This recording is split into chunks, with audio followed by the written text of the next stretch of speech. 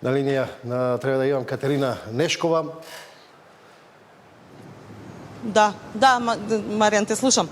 Да, Кате, кој се попладнево ќе биде во Гостивар и зошто е одлуката на владата за прогласување кризна состојба? Да, така е.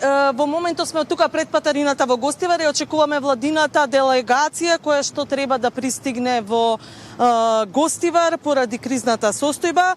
Тоа ќе биде во состав со министерот за животна средина Мухамед Коџа, потоа министерот за внатрешни работи Панче Тошковски, министерот за здравство Сашо Клековски, како и директорот на СОЗР Ивица Томовски. Тие ќе одат во општата болница Ферит Мурат за да ги посетат сите оние болни кои што се јавуваат поради епидемијата која што настана со загадената вода, но и да видат како здравствените власти се справуваат. Инаку, како што спомена и ти во најавата, пред малку на владина седница, на вонредна владина седница е прогласена и кризна состојба во трајање од 30 дена.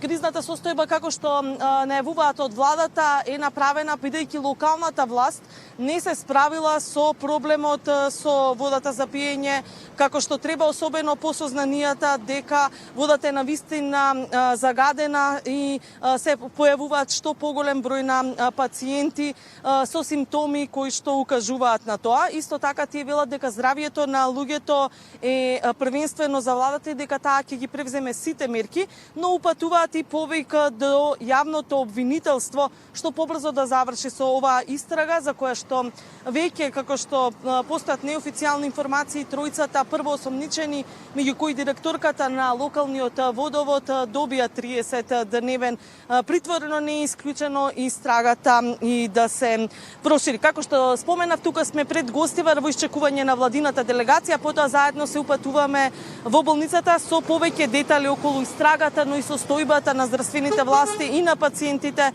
и во дневникот во 19 часот. Катерина Нешкова од Гостивар.